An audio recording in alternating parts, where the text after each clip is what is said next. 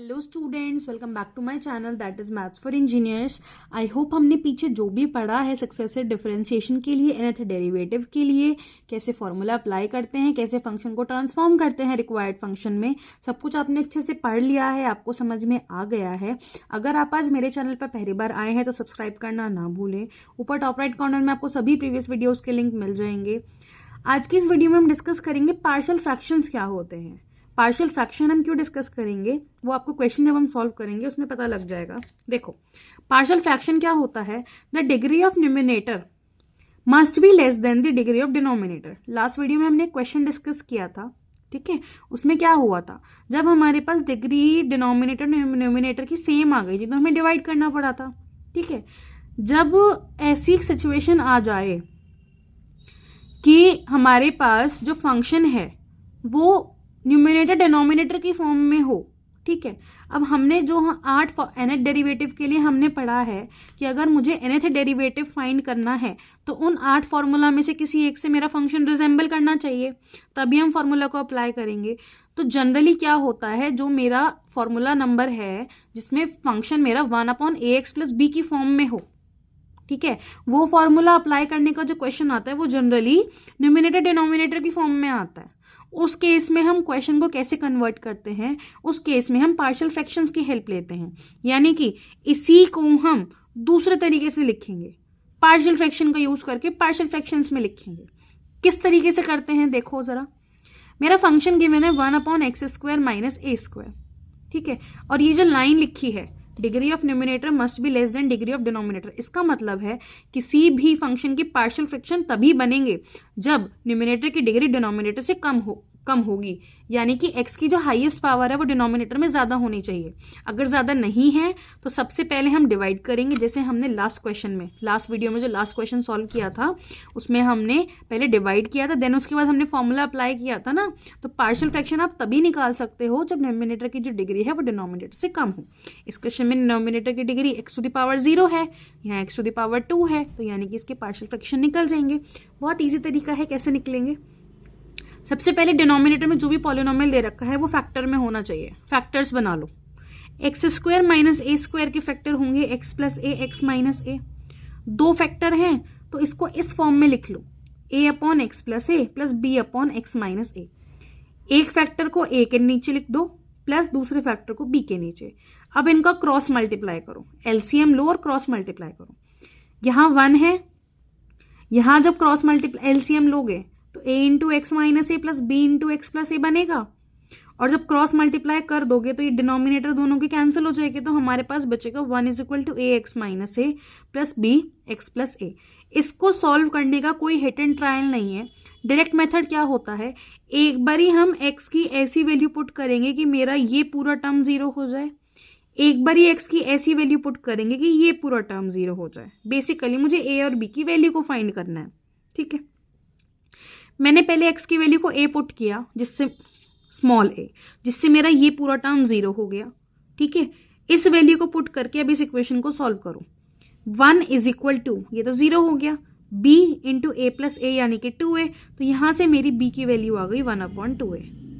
अब सेम इसी पूरी इक्वेशन में x की ऐसी वैल्यू पुट करो, ये पूरा टर्म 0 हो जाए, x हम पुट कर देंगे -a, तो ये पूरा 0 हो गया। अब इसको सॉल्व करो तो a की मेरी वैल्यू आ गई -1/2a, यानी कि a और b की वैल्यू को अब यहाँ पर सब्स्टिट्यूट कर दो। क्या मिल गया, 1/x + a × x - a = -1/2a x + a + 1/2a x - a। ये और कुछ नहीं है, इन्हीं फैक्टर्स को हमने इस फॉर्म में लिख लिया है, समझ रहे हो, सेपरेट करके। अब अगर इसका एलसीएम लोगे तो वापस से यही मिल जाएगा। पार्शियल फ्रैक्शन एक मेथड है अपने फंक्शन को इस फॉर्म में लिखने का। अब क्योंकि बीच में प्लस आ चुका है तो ये अलग से जब मैं इसका nth डेरिवेटिव निकालूं तो मेरा 1/ax + b का फॉर्म बन गया, फॉर्मूला लग जाएगा। इसका अलग से nth डेरिवेटिव निकालूं तो 1/ax + b का फॉर्म बन गया, अप्लाई कर दो। Differentiate with respect to x n times yn।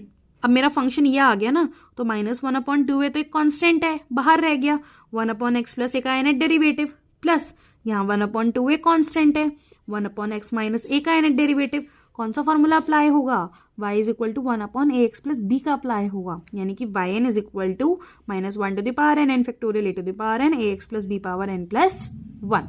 क्या आ जाएगा फॉर्मूला अप्लाई करके, ये देखो ये हमने डायरेक्टली फॉर्मूला अप्लाई कर दिया 1/2a, ये हमारा फॉर्मूला फर्स्ट टर्म के लिए, ये सेकेंड टर्म के लिए, न्यूमिनेटर में से कॉमन आ रहा था वो ले लिया, तो ये मेरा आ गया गिवन फंक्शन का nth डेरिवेटिव। पार्शियल फ्रैक्शन हम तब यूज करेंगे जब हमारे पास फंक्शन न्यूमिनेटर और डिनोमिनेटर की फॉर्म में गिवन हो। न्यूमिनेटर की जो पावर है वो कम होनी चाहिए डिनोमिनेटर से, डिनोमिनेटर के फैक्टर्स बनाएंगे और उसके बाद उस पूरे मेथड का यूज करेंगे। एंड देन जब भी आप पार्शियल फ्रैक्शन यूज कर रहे हो मोस्ट प्रोबेबली आपका 1/ax प्लस b का फॉर्म ही बनेगा और हम इस तरीके से फॉर्मूला को पुट कर देंगे। क्लियर? एक क्वेश्चन और देखो इसी का, देखो फंक्शन क्या गिवन है 1/1 minus 5x plus 6x square और yn निकालना है।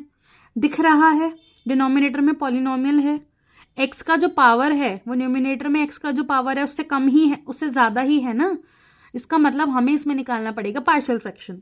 पार्शियल फ्रैक्शन निकालने के लिए सबसे पहला स्टेप है कि न्यूमिनेटर का पावर कम होना चाहिए डिनोमिनेटर से, है डिनोमिनेटर के फैक्टर्स चाहिए, तो हमने क्या किया 6x square minus 5x plus 1 इसके फैक्टर बनाओ।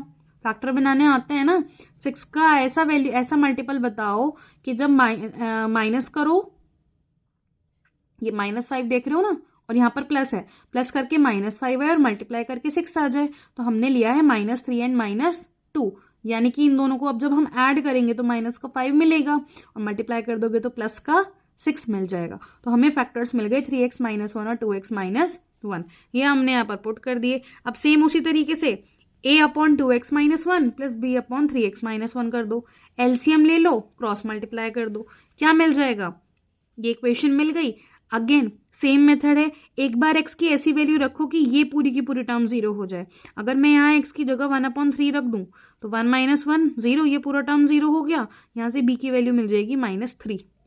यहाँ अब x की ऐसी वैल्यू रखो कि ये पूरा टर्म 0 हो जाए, 1/2 रख दिया, ये पूरा 0 हो जाएगा, a की वैल्यू मिल जाएगी 2।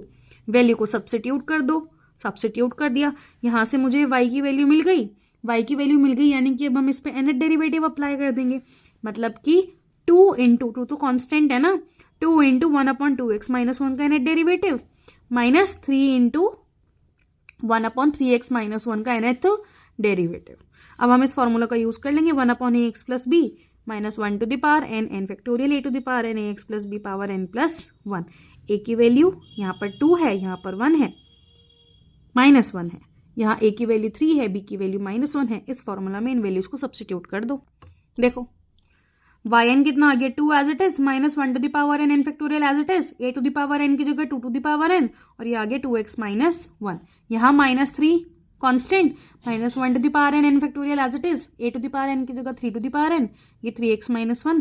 डिनोमिनेटर में क्या है, ये कॉमन आ रहा है -1 to the power n factorial, इधर 2 का मल्टीप्लाई कर दिया अंदर, इधर 3 का मल्टीप्लाई कर दिया, ये बन गया 2 to the power n plus 1, ये हो गया 3 to the power n plus 1, ये हमारा क्या आ गया nth डेरिवेटिव।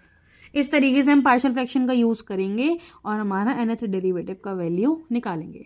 आई होप आज की वीडियो में जो भी पढ़ाया है आपको अच्छे से समझ में आ गया होगा। अगर आपको आज का वीडियो समझ में आया है तो लाइक करें, शेयर करें, सब्सक्राइब करें, कमेंट करके जरूर बताएं कि आपको वीडियो कैसा लगा। नेक्स्ट वीडियो में हम पार्शियल डेरिवेटिव के कुछ क्वेश्चन और डिस्कस करेंगे। उसके बाद हम शुरू करने जा रहे हैं Leibnitz theorem, the most important topic of unit 2। ठीक है, तो तब तक के लिए पढ़ते रहो, मस्त रहो, मिलते हैं नेक्स्ट वीडियो में। Thank you.